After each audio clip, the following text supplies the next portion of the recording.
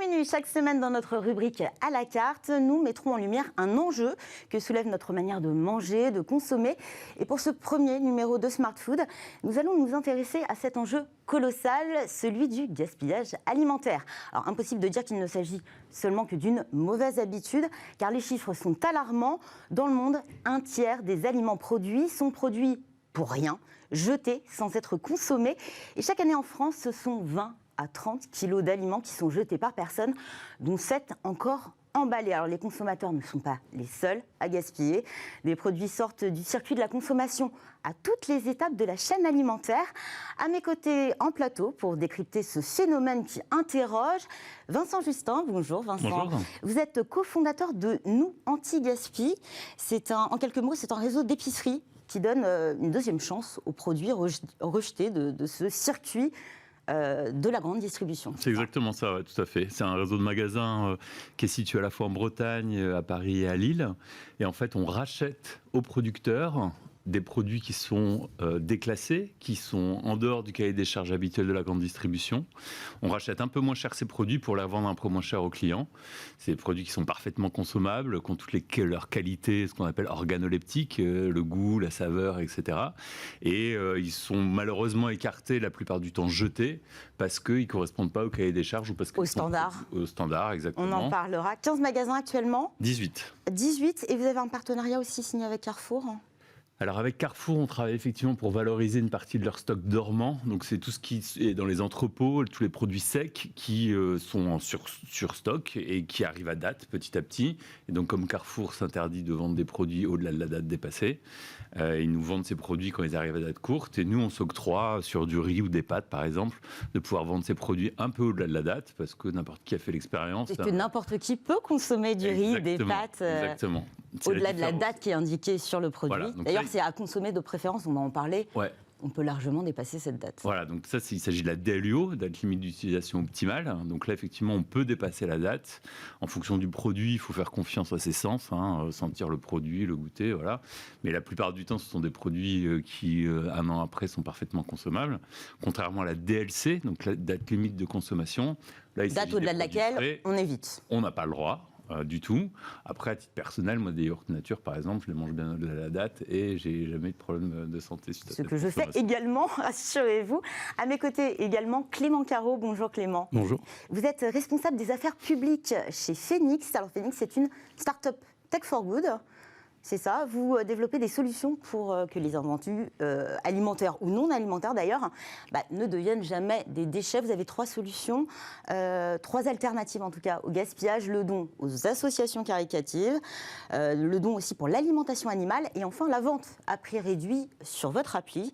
Ce sont des paniers, c'est ça qu'on peut aller chercher chez les commerçants ? Tout à fait. Alors en fait, on dit que notre métier, c'est de connecter ceux qui ont trop avec ceux qui n'ont pas assez. Donc ceux qui ont trop, en fait, c'est tous les acteurs de la chaîne alimentaire, du champ à l'assiette, qui ont des surplus. Et ceux qui n'ont pas assez, ça peut être des associations d'aide alimentaire qui aident des personnes démunies, ou des consommateurs en quête de bons plans qui souhaitent regagner du pouvoir d'achat dans un contexte économique qui en plus est assez difficile avec la crise sanitaire qu'on vient de vivre. Et notre but, c'est vraiment... Démarche solidaire, donc. Voilà, de redonner du pouvoir aux consommateurs et d'aider aussi des personnes qui sont dans le besoin. En France, on estime qu'il y a à peu près 8 millions de personnes qui sont en situation d'insécurité alimentaire. On a beau être un pays riche, il y a des personnes qui n'ont pas les moyens de se nourrir correctement tous les jours, qui n'ont pas accès à une alimentation de qualité tous les jours, qui ne peuvent pas faire 3 repas par jour. Et on a aussi des consommateurs qui rognent sur leur budget alimentaire parce qu'ils ont des dépenses incompressibles qui sont payer votre facture de gaz, payer votre facture d'électricité, payer votre loyer. Et vous ne pouvez pas changer le prix de votre loyer. Donc vous faites des sacrifices sur votre budget alimentaire et vous sautez un repas et ça arrive, selon un sondage de 2018, à 1 Français sur 5. Ce qui est vraiment considérable. Ce qui est considérable dans un pays comme la France. D'où l'aberration de ce gaspillage. Finalement, on produit ces aliments, ça demande des ressources, de l'énergie, finalement pour que ça se retrouve à la poubelle, alors que des personnes ont besoin justement de ces aliments pour se nourrir. Un tiers de ce que l'on produit est gaspillé selon une estimation de l'Organisation des Nations Unies pour l'alimentation et l'agriculture. En quelques mots, vous pouvez nous expliquer où s'échappe ce tiers de produits finalement ? Et à qui la faute ? Alors étonnamment, on cible souvent la distribution en se disant que c'est les supermarchés qui gaspillent énormément. Ça représente que 16% du gaspillage alimentaire. Donc en fait, c'est une toute petite part. Et c'est une part importante, et des applications comme Phoenix ou le don aux associations avec Phoenix permet justement de valoriser ces produits-là. Nous, on ne touche pas du tout à ces gisements. Nous, on touche à tout ce qui est en amont. C'est 54% du gaspillage qui est réalisé soit au moment de la production, soit au moment de la transformation, avant même que ça rentre dans le circuit de distribution. Donc ça, c'est le gros du gaspillage, sur lequel aujourd'hui il y a peu de solutions, et c'était l'objet de nos épiceries, nous, anti-gaspi, c'est de pouvoir proposer des solutions réalistes à ces producteurs. Et quand je dis réaliste, c'est que souvent, ça a un coût pour valoriser le produit. C'est-à-dire que quand, par exemple, on écarte une tranche de jambon parce qu'elle n'est pas très belle sur la chaîne de production... Peut-être en fin de... non, parce qu'elle est un peu moche, elle a un petit trou, pas la forme adéquate. Ce produit qui est écarté, pour le valoriser, ça a un coût. C'est-à-dire qu'il faut le remanipuler, le mettre dans une barquette spécifique, la réétiqueter, etc. Et la jeter, la détruire, ça a un coût également. Ça a un coût, mais qui est inférieur à celui... de revalorisation. Exactement. Ouais. Donc du coup, nous, l'enjeu, ça a été de racheter ces produits à un prix acceptable, donc 20 à 30% du prix conventionnel, pour pouvoir permettre aux transformateurs, aux producteurs, de faire l'effort de revalorisation de ces produits, pour pouvoir ensuite les remettre dans le circuit Est-ce distribution. que vous avez d'ailleurs lancé votre propre marque? Oui, tout à fait. L'idée, c'est vraiment de travailler, pour le coup, très en amont avec les producteurs, réfléchir avec eux aux raisons pour lesquelles les produits sont écartés, et mettre en place avec eux des filières spécifiques de production pour pouvoir récupérer ces produits et ensuite expliquer aux consommateurs, parce que c'est ça l'enjeu, c'est la pédagogie, expliquer aux consommateurs la raison pour laquelle le produit avait été mis de côté, rassurer le consommateur sur le fait que le produit est parfaitement consommable, parce qu'il y a toujours un doute, oui, si c'est anti-gaspi, c'est que le produit n'était pas bon ou n'avait pas toutes les propriétés. Donc rassurer le consommateur, et puis ensuite proposer un prix un peu décoté pour que tout le monde s'y retrouve, parce que quand on a moins de choix, moins d'assortiment dans un magasin, on a envie aussi qu'il y ait une petite contrepartie financière. Vous parliez de la grande distribution, finalement, que l'on montre généralement du doigt. Lorsque la loi est passée par là, je pense notamment à la loi Garot votée en 2016, finalement, c'est justement cette grande distribution qui a ciblé cette loi. Phoenix a démarré en 2014. La loi Garot a permis, en quelque sorte, de fluidifier le don dans la grande distribution. Phoenix, né en 2014, force est de constater que le don alimentaire était déjà possible avant. Oui, alors tout à fait. J'ajoute que donc, Phoenix a été lancé en 2014, donc on était assez pionniers sur le sujet, dans le sens où il faut comprendre que l'anti-gaspi est devenu très médiatisé ces dernières années, mais il l'était beaucoup moins en 2014. Et j'insiste là-dessus parce que la loi Garot est une réalité, elle a été faite en 2016. Mais la réalité aussi, c'est que les médias ont construit un regard sur le gaspillage alimentaire qui a permis à des acteurs comme nous, Anti-Gaspi, d'émerger. Et il y en a d'autres aujourd'hui. Il y a un gros écosystème d'acteurs qui s'est construit autour de la lutte contre le gaspillage alimentaire. Et les médias ont beaucoup aidé à cela parce qu'effectivement, ils ont porté le sujet. Et bon, avec plus ou moins d'aisance, parce qu'effectivement, on a beaucoup jeté la pierre à la grande distribution, qui jette, c'est une réalité. Et on l'a beaucoup moins porté à d'autres acteurs qui peuvent être les industriels, les producteurs, etc., qui eux aussi gaspillent. Et le législateur, lui, a choisi de commencer par la grande distribution et ensuite il a étendu les dispositions à ce qu'on appelle les opérateurs de gros, donc les grossistes, mais aussi la restauration collective privée, publique, donc par exemple la restauration scolaire de votre cantine, mais aussi les restaurants d'entreprise, et puis les producteurs, les industriels. Donc finalement, on a commencé avec la grande distribution, mais ensuite on a étendu les dispositions petit à petit, parce que ce qui a marché sur la grande distribution, on a voulu le faire sur d'autres chaînons de la chaîne de valeur. Et nous, Phoenix, de la même manière, on a commencé à être avec la grande distribution parce que cette loi nous a aidés, parce que le focus médiatique autour de cette loi nous a aidés. Et ensuite, on a commencé à proposer nos solutions à d'autres acteurs. Et par exemple, aujourd'hui, on travaille avec des industriels comme Danone, comme Riant, comme Lutti, qui fait les bonbons. Voilà, on a différents acteurs avec qui on n'aurait peut-être pas pu travailler s'il n'y avait pas eu tout ce travail à la fois législatif et médiatique. Et médiatique, bien sûr. Ouais. Et sur la question vraiment du don, qu'est-ce qui était possible de faire avant ? Quelles sont les règles aujourd'hui ? Alors avant, il y avait une incitation à donner qui est toujours en cours, qui est toujours en vigueur, qui est une spécificité française parce qu'il n'y a pas beaucoup de pays qui sont aussi généreux, mais vous avez une incitation fiscale, vous avez une réduction d'impôt lorsque vous donnez à des associations d'aide alimentaire. Donc il y avait une lutte contre le gaspillage qui était essentiellement axée sur la solidarité à travers ce dispositif. Mais pour bénéficier de ce dispositif, d'abord il faut payer des impôts, parce que sinon si vous ne payez pas d'impôts, vous n'avez pas de réduction d'impôts, donc c'est bête à dire, mais ça veut dire aussi qu'il y a certains magasins qui n'avaient quand même pas d'intérêt à donner, pour ceux qui ne sont pas rentables, donc ça ne concernait pas tous les magasins. Et puis par ailleurs, il y a un plafond. En fait, quand vous avez beaucoup donné, au bout d'un moment, vous n'avez plus d'intérêt à donner, parce que l'État vous fait une réduction d'impôts, mais qui est limitée. Et ce qui est venu faire la loi Garot, c'est, alors qu'il y avait une carotte, qui était l'incitation fiscale, on est venu mettre un bâton.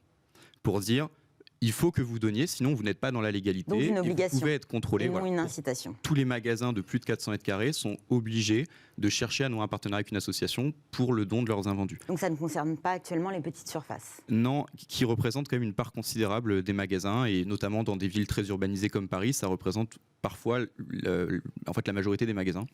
Donc c'est un problème, et c'est une évolution législative qui viendra sans doute. Je ne pense pas que dans 10 ans, il y aura encore ce seuil de 400 mètres carrés, je pense qu'on l'abaissera, mais on a commencé par les gros magasins pour des raisons pratiques, aussi parce qu'évidemment c'est ceux qui ont les plus gros volumes, et parce que c'est ce qui intéresse le plus les associations, parce qu'elles préfèrent évidemment collecter des gros volumes, donc elles étaient plus intéressées par les gros magasins que par les petits. Donc c'est une question de pragmatisme. Nul doute que demain les magasins de petite surface aussi seront concernés par la loi. Et puis j'ajoute, parce que vous en parliez tout à l'heure, effectivement il y a un coût à jeter, et ce qui est bien c'est que ce coût augmente. Détruire des produits, ça augmente, ça devient de plus en plus cher pour les magasins. Et donc, c'est une incitation, encore une fois, sous la forme d'un bâton, puisque jeter, ça leur coûte de l'argent. Donc, ils ont plutôt intérêt à faire autre chose, soit en revendant, par exemple, avec nos anti-gaspi ou sur l'application mobile Phoenix à des consommateurs, soit en donnant à des associations, soit en faisant autre chose, comme par exemple méthaniser ou faire du compost. Une question qui vous concerne tous les deux. Un produit qui arrive à la limite de sa date de consommation ou DLUO, elle sort de la grande surface, elle est acheminée soit vers des associations, soit dans vos épiceries. Est-ce que vous travaillez aussi avec les grandes surfaces? Non. Non, absolument pas. On ne travaille pas. Alors, sur le type de gisements qui sont destinés aux Vous avez des produits où, en tout cas, il y a des dates de consommation. C'est plus sur les gros stocks dormants, mais c'est anecdotique par rapport au gros de nos approvisionnements qui viennent vraiment directement des producteurs. Il faut savoir que tous les gisements qui sont à destination des associations et que traite Phoenix, qu'intermédie Phoenix, nous, on n'y touche pas du tout parce que c'est une solution qui est géniale pour lutter contre le gaspillage, et il ne s'agit pas d'aller se battre sur les gisements alors qu'il y a très peu de solutions en amont auprès des producteurs et des transformateurs. Donc nous, on est vraiment focus là-dessus. Et sur ces produits qui arrivent à date assez courte, il y a un enjeu logistique pour pouvoir distribuer voilà, c'est ça. Comment faire en sorte que le produit sort du rayon et il arrive avant la date pour que les consommateurs puissent effectivement les consommer sans risque. Mais c'est déjà une pratique, en fait, c'est ce qu'on appelle la rotation des rayons, c'est-à-dire qu'un magasin, il contrôle ses dates et il sort souvent les produits avant leur date, pour les redistribuer en asso ou pour les vendre à prix cassé aux consommateurs. Parce qu'il y a des rayons aussi anti-gaspi qui ont vu le jour dans les... Oui, tout à fait, mais c'était une pratique qui était déjà répandue avant. Il y a eu des magasins pionniers là-dessus qui ont mis des corners anti-gaspi, et puis on voit que la pratique se généralise. Et en général, quand ils vendent les produits à moins 30, moins 40%, ils ont des bons résultats, ils arrivent à réduire drastiquement les volumes d'invendus. Ce qui par ailleurs est aussi un problème pour les assos, parce que comme on réduit le volume d'invendus parce qu'on contrôle mieux les stocks, parce qu'on anticipe mieux la demande des consommateurs, on réduit aussi les gisements qui sont disponibles pour les assos. Donc c'est important, comme je disais, de maintenir une incitation fiscale pour qu'il y ait quand même un intérêt à donner, pour que la générosité elle soit bénéfique pour ceux qui la pratiquent, parce qu'on est dans un contexte aussi où on a une émergence de la pauvreté dans le contexte que j'ai rappelé tout à l'heure de la crise sanitaire qui a mis beaucoup de gens dans des situations difficiles. Et il faut préserver aussi les gisements pour les associations, et c'est pour ça que c'est important d'avoir un magasin qui pratique à la fois le don et la revente, pour maintenir un équilibre et permettre aux associations de bénéficier de produits aussi. Est-ce que vous pensez qu'on devrait avoir plus de pédagogie sur les dates, notamment? Peut-être aussi sur les standards, est-ce qu'on n'est pas trop exigeant finalement? Alors, la pédagogie sur les dates, ça c'est sûr et certain. Et encore une fois, il faut imaginer ce que faisaient nos grands-parents. Est-ce qu'on ne devrait pas se fier à son bon sens? Ouais, bien sûr, c'est d'abord le bon sens. Regarder. D'abord le bon sens, goûter, sentir, regarder.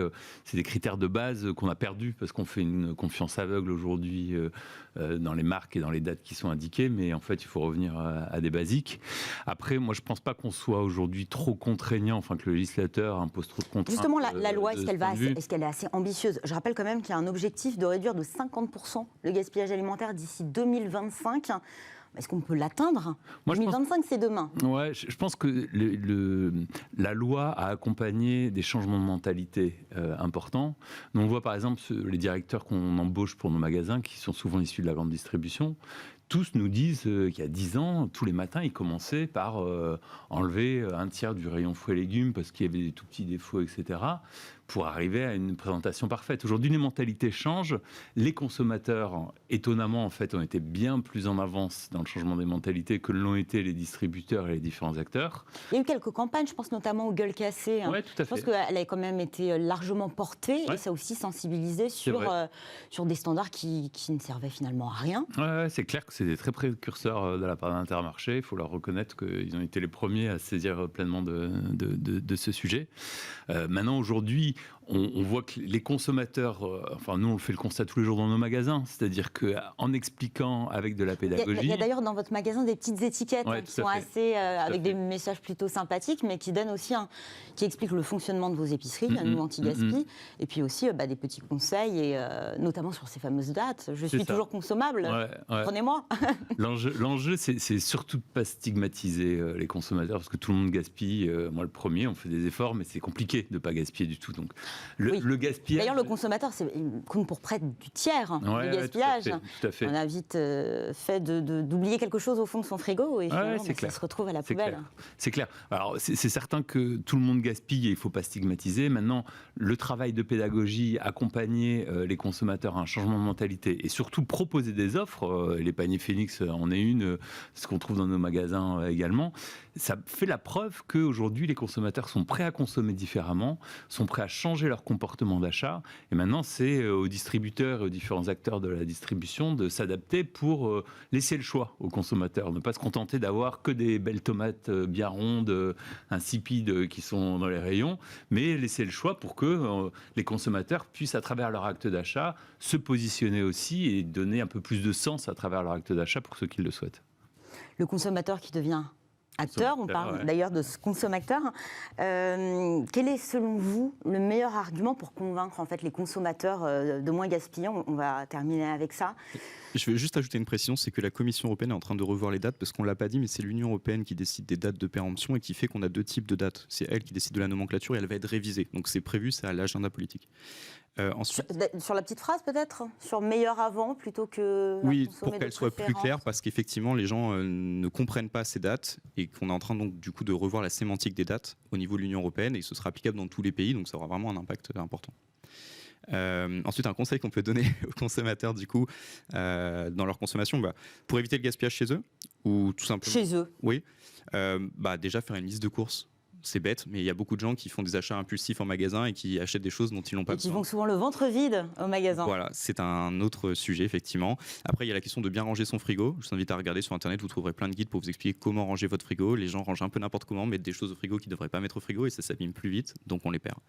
Et après, il y a aussi des solutions C2C. Je peux en parler par exemple de Give, qui est une application qui permet le don entre particuliers, qui est une très bonne solution pour si vous partez en week-end, il vous reste des produits dans votre frigo, vous pouvez les donner à quelqu'un dans votre quartier, plutôt que de les jeter. Merci à tous les deux. Merci beaucoup. Vincent Justin, cofondateur de Nous Anti-Gaspi, merci d'être venu sur notre plateau. Clément Carreau, responsable des affaires publiques chez Phoenix. Tout de suite, ces nouvelles recettes et nous partons à la découverte d'une innovation.